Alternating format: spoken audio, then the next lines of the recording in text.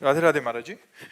महाराज जी, भगवान पर अटूट विश्वास है और नाम जब भी निरंतर चल रहा है, किंतु जब जीवन में कठिन परिस्थिति आती है तो ईश्वर के ऊपर विश्वास के साथ साथ जीवन समाप्त करने का या सब छोड़कर सिर्फ भगवान की शरण में रहने की आकांक्षा होती है। महाराज जी, ऐसे में इस परिस्थिति में क्या करना? निरंतर नाम चल रहा है, अभी हमें संशय है, क्योंकि निरंतर जब चलने लगेगा तो कुछ स्थिति आ जाती है। हम लोग उसी मार्ग के पथिक है ना, इसलिए एक स्थिति आ जाती है। कोई भी विपत्ति हमें परास्त नहीं कर सकती, कोई भी दुख हमको उदास नहीं कर सकता, क्योंकि नाम चल रहा है।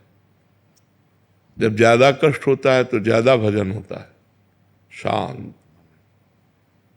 जब ऐसा लगता है शरीर छूट तो नहीं जाएगा तो एकदम भगवदाकार वृत्ति, भगवान आ रहे हैं।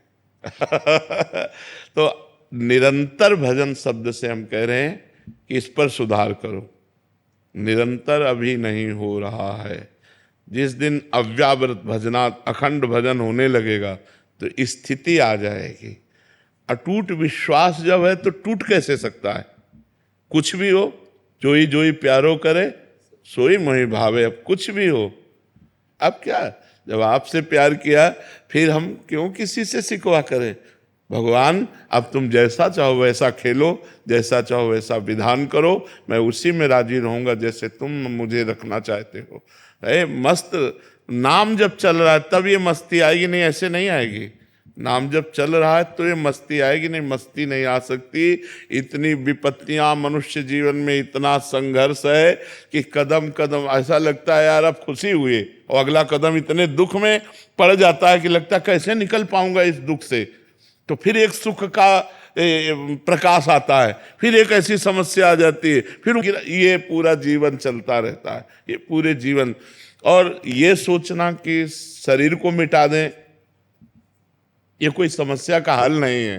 शरीर मिटा देने से एक महापाप बन जाएगा और वो हमारी दुर्गति कर देगा। तो ये जो लोग सोचते हैं कि मैं कर लूं समस्या का समाधान हो गया, बिल्कुल नहीं। भारी समस्या मोल ले ली, आगे तुम्हें परिणाम पता नहीं, इसलिए आप तो कभी कोई निदान है ही नहीं। हमको लड़ना चाहिए, संघर्ष करना चाहिए। हमें चाहे बेइज्जती हो, चाहे अपमान हो, चाहे दुख हो, हमें लड़ना चाहिए, हमें आत्म नहीं करनी चाहिए। आखिरी हद तक मुझे सहना चाहिए। अच्छा, सब छोड़कर भगवान की शरण वो आप हो, क्या वेश बदल लेना भगवान की शरण है? नहीं, इस भूल में मत रहना। क्या स्थान बदल लेना भगवान की शरण है? ये अंदर की बात है। अंदर से भगवान की शरण में हो तो आप महात्मा हो, और बाहर से आप महात्मा का वेश है, और अंदर से रुपया चाहिए, भोजन चाहिए, नाना प्रकार के सांसारिक सुख चाहिए, तो आप विषयी पुरुष हो, आप महात्मा नहीं हो। और आप पैंट शर्ट में हो, मेहनत से कमाते हो, धर्म से चलते हो, नाम जप करते हो और भगवान का चिंतन कर बढ़िया हो, आप बढ़िया हो। तो हमें लगता है कि ये कोई निदान सोचे कि मैं समस्या का समाधान बाबा जी बन करके, तो मुझे लगता है नहीं। ऐसी ऐसी समस्याएं हैं जिनका केवल निदान भगवान है, दूसरा कोई निदान नहीं। सोचो, साल 2 साल 4 साल 5 साल आप बोल दो कि आप ब्रह्मचर्य से रहो, कोई मनोरंजन नहीं करोगे, आप ये खाओगे, आप ऐसे रहोगे, तो एक एक दिन हम काट सकते हैं कि यार 4.5 साल रह गए, अब 4 साल रह गए, अब 5 साल। पूरी जिंदगी मनोरंजन नहीं कर सकते। पूरी जिंदगी कोई रिश्ता नहीं है, पूरी जिंदगी में किसी भी तरह का कोई सुख नहीं है सांसारिक। आप जरा थोड़ा विचार करके डालिए आप इस बात पर। आप विचार करो, क्या साधु का जीवन है? क्या साधु का जीवन? ना कोई मनोरंजन, ना कोई व्यवहार, ना कोई रिश्ता, ना कोई संबंध।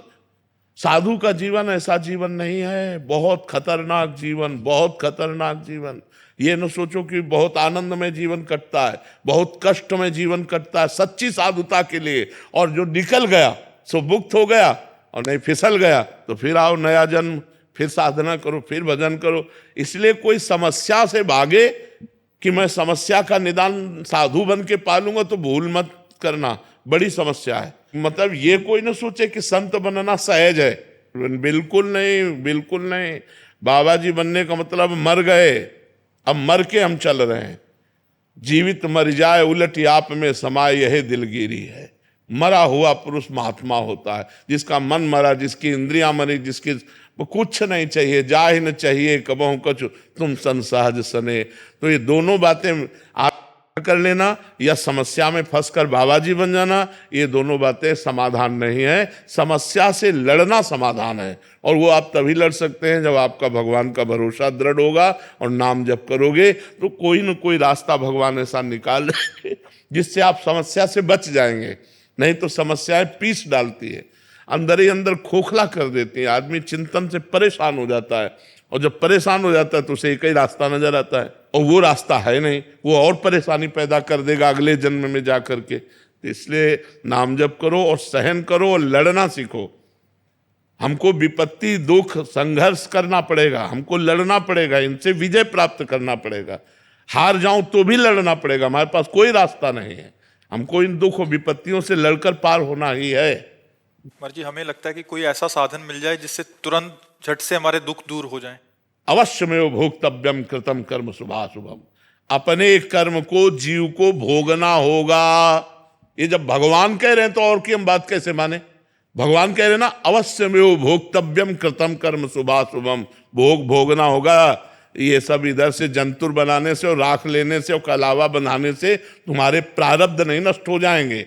हाँ, पवित्र कार्य हैं, करना चाहिए गृहस्थी में, देव मंगल के लिए, जगत मंगल के लिए यज्ञ करना चाहिए, हवन करना चाहिए, ब्राह्मणों के द्वारा अनुष्ठान कराना चाहिए, लेकिन प्रारब्ध भोग नहीं कटता, खुली बात है। हाँ, हम ऐसी एक कला जानते हैं जो ऐसे दुखों में भी आप सह सकते हो।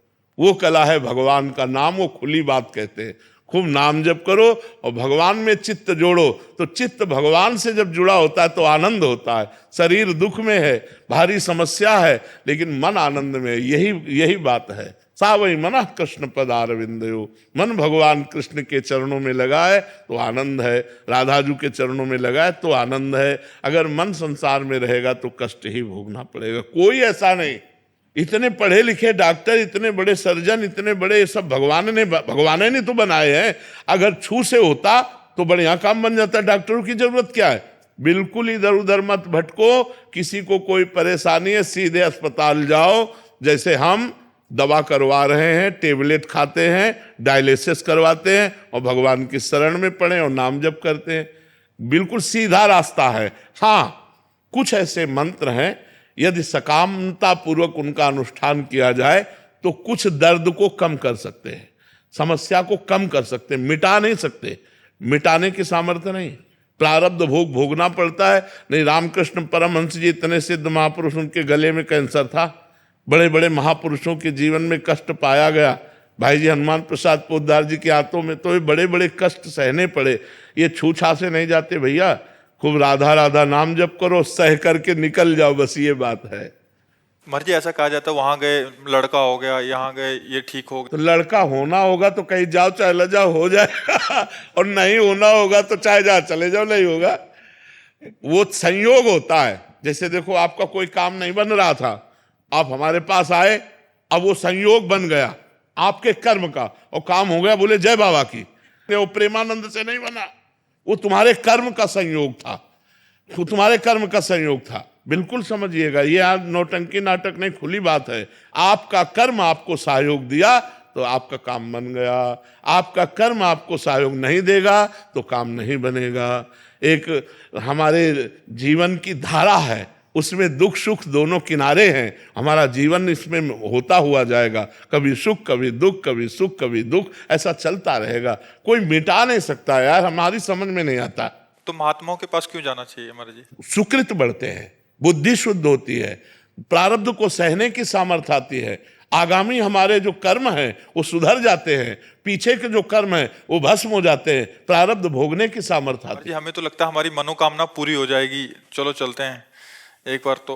क्योंकि हर कोई प्रार्थना तो करता ही है महाराज जी, 100 में से 50 तो करते होंगे, हाँ मैं पास हो जाऊं। तो ये कर्म है कि नहीं है? ये भी तो एक कर्म है। उनका सत्कर्म बना, वो नंगे पैर चल करके आ रहे हैं या जूता पहन करके आ रहे हैं या किस भावना से आ रहे हैं, और भावना से आए और संत दर्शन की कामना की, तो एक कर्म भी तो बना उनका। इस कर्म से उनको लाभ नहीं मिलेगा। मान लो संत दरस को चालिए तज माया अभिमान, जीव जीव पग आगे बढ़े कोटिन यज्ञ समान। तो कोई आ रहा है 1000 कोस से, कोई 500 कोस से सवारी में धक्का खाते हुए ऐसे, और रोड में किनारे खड़ा है रात्रि भर, तो ये उसका तपस्या नहीं बनी, ये उसका परम पवित्र कर्म नहीं बना। अब ये कर्म कामना पूर्ण कर दे तो प्रेमानंद उसमें कहाँ है? ये उसका कर्म है, ये उसकी मेहनत है, ये उसकी भावना है, ये उसकी श्रद्धा है, ना कि हम हैं। अब उसको लगेगा कि हम प्रेमानंद के दर्शन के हमारा काम बन गया। नहीं, तुम्हारी मेहनत, तुम जो सैकड़ों किलोमीटर चल करके आए और खड़े रहे घंटों, और फिर इसके बाद दर्शन हुआ, तुम्हें आनंद लगा, ये तुम्हारा कर्म तुमको सुख दे रहा है। नहीं तो देखो, अगर हमारा कर्म बिगड़ जाए तो हम कह रहे हैं फिर हमको कोई सुख नहीं दे सकता। हमारा कर्म, संतों के पास जाना, संतों की दंडवत करना, उससे पाप नष्ट होते हैं, पुण्य बढ़ते। संत दरस जिमि पातक टरई, पाप नष्ट हुए तो दुख का नाश हुआ, सुख बढ़ा। ये तो सिद्धांत है, इसमें कोई चमत्कार थोड़ी है, ये तो सिद्धांत है ऐसा।